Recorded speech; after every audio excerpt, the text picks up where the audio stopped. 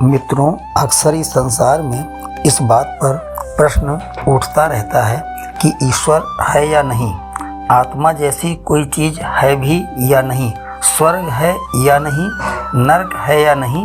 प्रश्न यह है कि क्या हमने कभी यह जानने की कोशिश की या नहीं कि मैं कौन हूँ। बचपन से ही हम जिस घर में पैदा होते हैं, यह बताया जाता है तुम्हारा घर ये है, ये तुम्हारे माँ बाप हैं, ये तुम्हारे भाई बहन हैं, तुम इस देश में पैदा हुए हो, तुम्हारा यह धर्म है। किसी ने यह नहीं बताया कि तुम वास्तव में कौन हो, क्योंकि जिसको स्वयं को यह नहीं पता कि वह कौन है, वह दूसरे को क्या बताएगा। इस जगत में सब कुछ परिवर्तनशील है, यहाँ कुछ भी अस्थायी नहीं है। Nothing is permanent in the universe.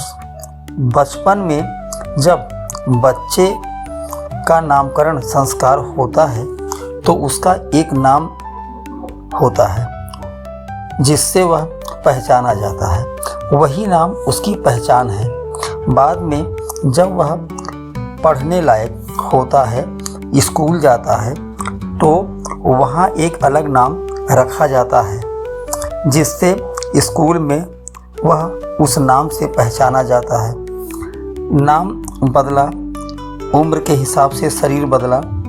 जो बचपन में था वह जवानी में नहीं रहेगा, जो जवानी में है वह बुढ़ापे में नहीं रहेगा। शरीर की लंबाई चौड़ाई भी बदलेगी। एक बच्चा हिंदू के घर जन्मा तो हिंदू कहलाए, मुस्लिम के घर जन्मा तो मुस्लिम कहलाए, और ईसाई के घर जन्मा तो ईसाई कहलाया। तो क्या आत्मा भी शरीर के हिसाब से बदल जाती है? नहीं, आत्मा वही रहती है बचपन से वृद्धावस्था तक। हम मंदिर में भगवान के दर्शन करने जाते हैं, मस्जिदों में नमाज पढ़ने जाते हैं, गिरजाघरों में प्रार्थनाएं करने जाते हैं, लेकिन क्या हमने कभी यह जानने की कोशिश की कि मैं कौन हूँ? यह जो शरीर बचपन में था जवानी में नहीं रहेगा, जो जवानी में है वह बुढ़ापे में नहीं रहेगा। यानी यह शरीर क्षण प्रतिक्षण परिवर्तित होता रहता है। फिर भी इंसान यही समझता है कि मैं शरीर हूँ। तुम यदि यह कहो कि मैं मन हूँ तो यह भी तो स्थिर नहीं है। सुबह हंसते हो, दोपहर में रोते हो, कभी प्रेम में डूब जाते हो, कभी क्रोध अग्नि में जलते हो, कभी दुखी होते हो, कभी सुखी होते हो। यानी यह मन भी क्षण प्रतिक्षण बदलता रहता है। मन चिड़िया की तरह है, जो अभी एक डाल पर तो थोड़ी देर बाद दूसरी डाल पर। यदि तुम अपने आप यह कहो कि मैं मन हूँ तो यह भी परिवर्तनशील है, लेकिन कुछ ऐसा है जो कभी नहीं बदलता। और यही प्रश्न तुम्हें तुम्हारे भीतर की तरफ ले जाता है कि तुम कौन हो, और यही खोज धीरे धीरे तुम्हें अपनी चेतना तक पहुंचा देती है। चेतना वह है जो बचपन से जवानी और जवानी से बुढ़ापे तक कभी बदलती नहीं है, और इस जीवन में घट रहे घटनाक्रम जैसे सुख दुख उतार चढ़ाव के बीच साक्षी बनी रहती है। और यही आत्मा है। जब तक तुम खुद को शरीर मानते हो तब तक मृत्यु का भय तुम्हारा पीछा नहीं छोड़ती है। तुम अपने शरीर को ही सब कुछ समझकर कि हम क्या खाएं कि यह शरीर मजबूत बना रहे, बहुत व्यवस्था करते हो कि शरीर को रोग ना लगे, लेकिन ऐसा होता नहीं है। चाहे जितना उपाय कर लो, मृत्यु से बच नहीं सकते। मृत्यु तो अटल सत्य है और वह होनी ही है। तुम यदि ध्यान से देखो तो देखोगे कि यह शरीर बदल रहा है। मन भी आसमान में घूमड़ रहे आते जाते बादलों की तरह बदल रहा है। अगर तुम मन को मैं मानते हो तो तुम्हारी पहचान बदलती रहेगी। कभी तुम अच्छे इंसान हो तो कभी बुरे इंसान, कभी दुखी हो जाओगे तो क्षण भर बाद ही सुखी हो जाओगे। इसका मतलब ना तुम शरीर हो ना तुम मन हो, तुम वह हो जो तुम्हारी सारी कर्मों का साक्षी होता है। तुम तब भी होते हो जब यह शरीर चल रहा होता है। तुम तब भी होते हो जब यह शरीर सोया हुआ रहता है। तुम तब भी होते हो जब यह शरीर बुरी भावनाओं से आहत होता है, दुखी होता है, सुखी होता है। तुम तब भी होते हो और हर उस घटना के साक्षी हो जो इस शरीर और मन के द्वारा किए जाते हैं। यह शरीर कपड़े की तरह है जो तुम बदलते रहते हो, यानी ना तुम शरीर हो ना तुम मन हो, तुम सिर्फ चैतन्य आत्मा हो जो अजर है, अमर है, अविनाशी है। यह ना तो जन्म लेती है ना मरती है। अक्सर तुम यह सोचते हो कि आत्मा शरीर के भीतर कहाँ स्थित है, मस्तिष्क में, हृदय में या कहीं और। तो ऐसा नहीं है कि तुम्हारा होना ही आत्मा का होना है। चैतन्य को समझने के लिए तुम्हें किसी शास्त्र, ग्रंथ, उपनिषद को पढ़ने की आवश्यकता नहीं है। यदि गुरु का मार्गदर्शन मिल जाए तो अच्छी बात है। यहाँ एक बात और कि गुरु तुमको रास्ता दिखा देगा, उस रास्ते पर चलना तुम्हें ही होगा। तुम अपने आप को शरीर मान बैठे हो जबकि तुम एक चैतन्य आत्मा हो जो तुम्हें गुरु की कृपा से अनुभव में आएगा, बशर्ते सद्गुरु सच्चा हो।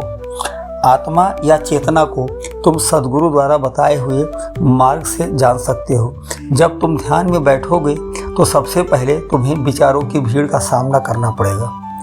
जो विचार जल्दी आते ही नहीं, ध्यान में वह विचार भी आप तुमको परेशान करेंगे।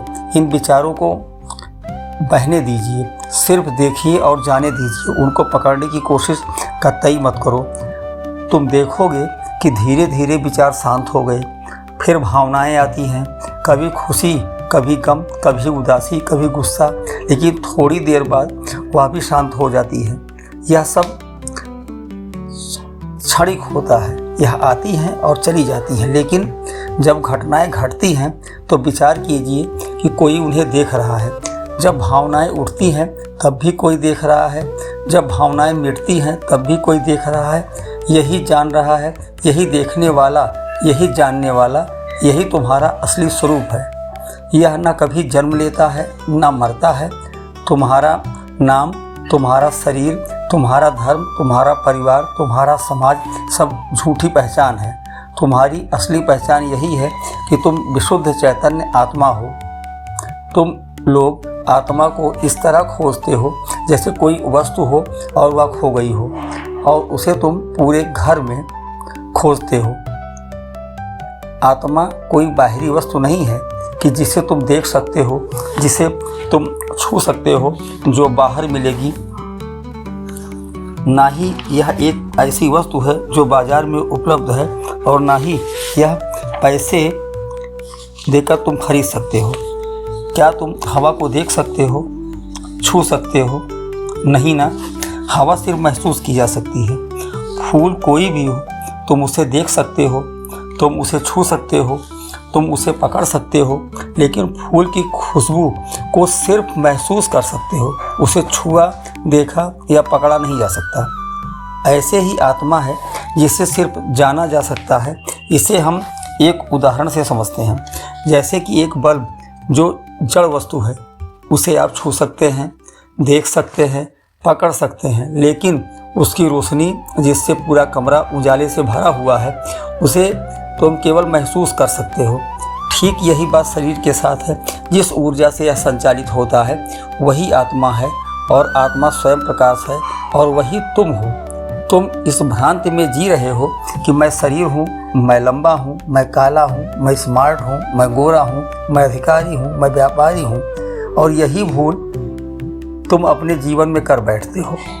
यदि तुम कहो कि मैं हूँ तो यह सत्य है, क्योंकि तुम्हारा होना ही आत्मा का होना है, और तुम हमेशा थे, आज भी हो और हमेशा रहोगे। आत्मा को केवल सजगता से ही जाना जा सकता है।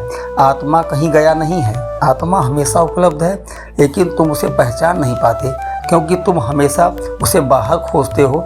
आत्मा को खोजने का मतलब है अपनी सजगता को जगाना, अपने अंतर मन में झांकना, अपने अहंकार को मिटाना, अपने मन पर जन्म जन्मांतर से जमी गंदगी की परतों को हटाना। तुम जानते हो कि मनुष्य दुखी क्यों है? क्योंकि जीवन की इस भाग दौड़ में धन दौलत रुतबे के चक्कर में तुम पड़े रहते हो। क्या केवल रुपया कमाना, भोग विलास करना यही जीवन है? नहीं। और दुख का सबसे बड़ा कारण यही है कि तुम्हारी एक इच्छा पूरी हुई तो मन में दूसरी इच्छा जाग जाती है, और दूसरी पूरी होती तो तीसरी जाग जाती है। उदाहरण के तौर पर, जब तुम्हारे पास कुछ नहीं होता है तो सिर्फ भोजन की व्यवस्था में लगते हो। जब भोजन हो जाता है तब तुम दूसरी आवश्यकता, फिर तीसरी आवश्यकता, इसी तरह तुम जिंदगी भर इच्छाओं को पूरा करने में लगा देते हो, जबकि इनका कोई अंत नहीं है। यह एक अंधी दौड़ है जो अनंत है, और यही दौड़ तुम्हें 84 के चक्कर में फंसाती है और तुम इस काल के जाल से निकल नहीं पाते हो। तुम भूल जाते हो कि तुम्हारा शरीर एक राजमहल है और तुम इस राजमहल के राजकुमार हो, और इस शरीर रूपी मंदिर के अंदर अमूल्य खजाना छुपा हुआ है। लेकिन तुम करते क्या हो? एक भिखारी की तरह जिंदगी भर कटोरा लिए बाहरी वस्तुओं के पीछे भागते रहते हो, जो तुम्हें कभी भी अस्थायी सुख नहीं दे सकती।